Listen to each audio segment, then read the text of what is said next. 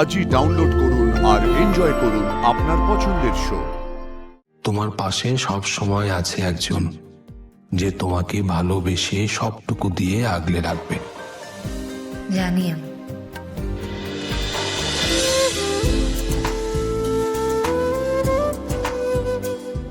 Will you marry me, Aparna? Yes, I will.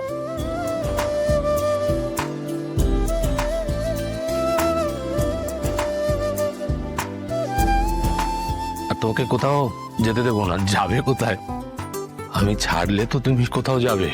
আপনাকে ছাড়া আমি কোথাও যেতেও চাই না।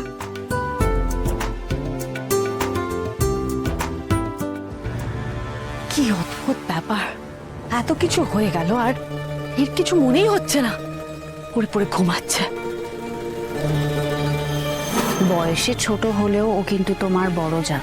আগে থেকে ব্যবস্থা না করলেও কিন্তু তোমাকে ভোগাবে মানসি। ছোট বউয়ের থেকে বড় বউয়ের অধিকারটাও তো বেশি, তাই না মানসি? অর্ক, অর্ক ওঠো, ওঠো। কি হলো? ও গুড মর্নিং। মর্নিং এখনো হয়নি। বাবা ডাকলে কেন? এইভাবে ঘুমিয়ে থাকলে আমাদের ভবিষ্যৎটাও অন্ধকারে চলে যাবে আর লাইফটা কোনো দিনই গুড হবে না। অর্ক, ঘুম থেকে তুলে তুমি আমাকে এইসব বলছো? ওঠো। আরে কেন? তুমি এভাবে নিশ্চিন্তে কি করে ঘুমোতে পারো আমি তো বুঝতে পারছি না। আমার কিছু হয়েছে নাকি?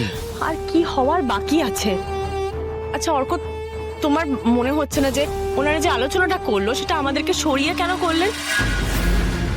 কারণ ওনারা যে আলোচনাটা করছিলেন সেটা আমাদের জানাতে চাননি, তাই আমাদেরকে সরিয়ে দিয়েছে। এই কথাটা তোমাকে কেন এভাবে বোঝাতে হচ্ছে? তুমি আবার সেই একই জিনিস শুরু করলে। আবার একই জিনিস শুরু করলাম?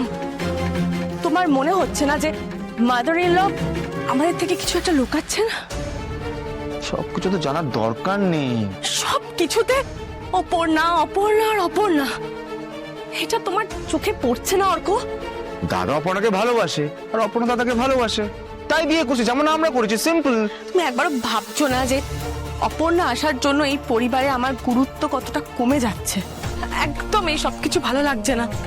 মাদার ইন ল কোনো কিছুর মধ্যেই আমাকে ইনভলভ করেন না, সারাক্ষণ খালি অপর্ণা, অপর্ণা আর অপর্ণা করেন। আচ্ছা তুমি এরকম কেন ভাবছো বলো তো? আচ্ছা অপর্ণা তো খুব ভালো মেয়ে, আর তুমি ওকে এই বাড়িতে আসার আগে কম্পিটিশন ভাবছো? এরকম মন তোমার? আচ্ছা একটা কথা বলো, তুমি তো নিজেই বলেছিলে যে অপর্ণা খুব ভালো মেয়ে। হ্যাঁ, আমি বলেছিলাম, ভুল বলেছিলাম আমি। কি যে বলছো, কেন বলছো কিছুই বুঝতে পারছি না। মাঝে মাঝে না তোমার মাথা খুলে দেখতে ইচ্ছে করে মাথার ভেতরে কি চলে। আমার মাথায় কি চলে? তুমি ওকে মাথায় করে রাখো, তাহলে পরিবারের সকলে ওকে যেরকম ভালোবাসে তুমিও ভালোবাসতে পারবে। ধ্যাৎ, কথা বলো না তো আমার সাথে তুমি। যে নিজের ভালোই বোঝে না তাকে আমি কি বোঝাবো? ভাল লাগে না। Good night.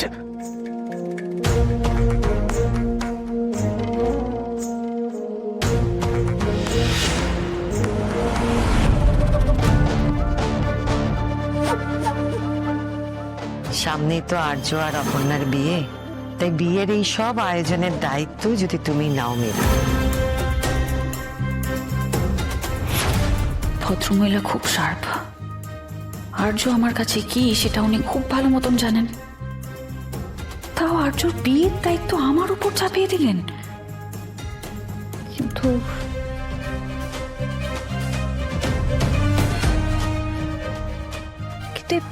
সেই বিয়েটা আমি কি করে আটকাবো?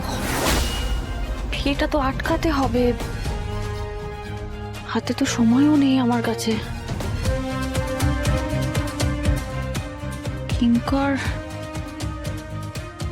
কিঙ্কর তো পুরো রূপ পাল্টে ফেলেছে। হাতে আমার একমাত্র মানসি আছে। মানসিকে তো যা বোঝানোর বোঝালাম, কিন্তু ওর দ্বারা বিয়ে আটকানো সম্ভব হবে বলে তো আমার মনে হয় না। কি যে সম্ভব হয় ওর দ্বারা তাই আমি জানি না। উফ, একমাত্র আমাকেই কিছু একটা করতে হবে, কিন্তু আমি কি করব? কিন্তু কিছু তো একটা করতে হবে।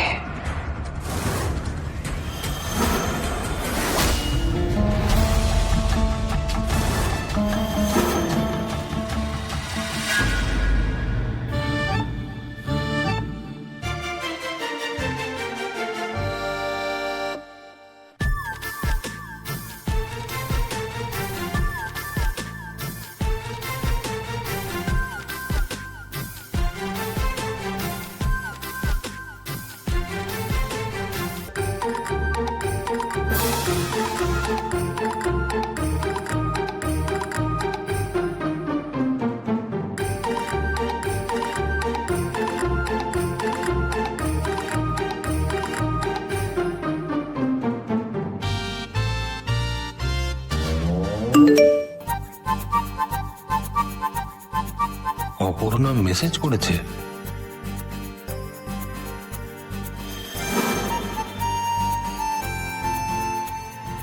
বাড়ি পৌঁছানো হলো? না, এখনো রাস্তায়। এখনো?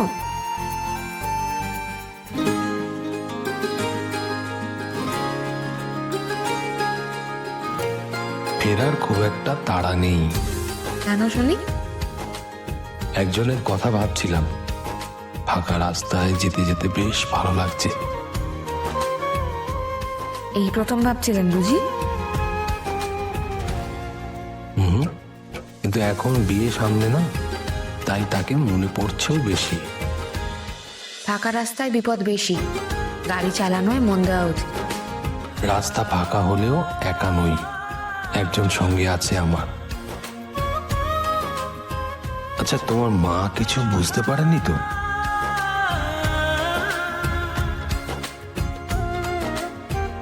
মনে তো হচ্ছে না।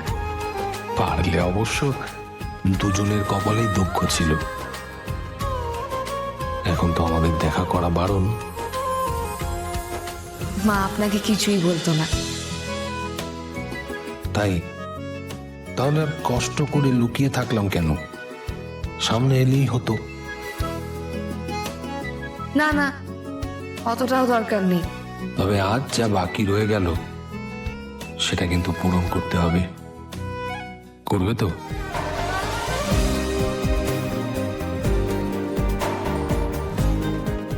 দেখ, তেতের কি হলো?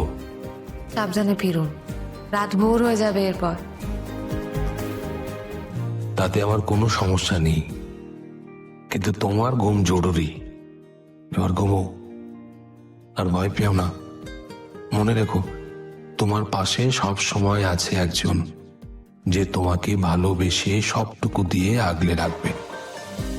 জানি আমি।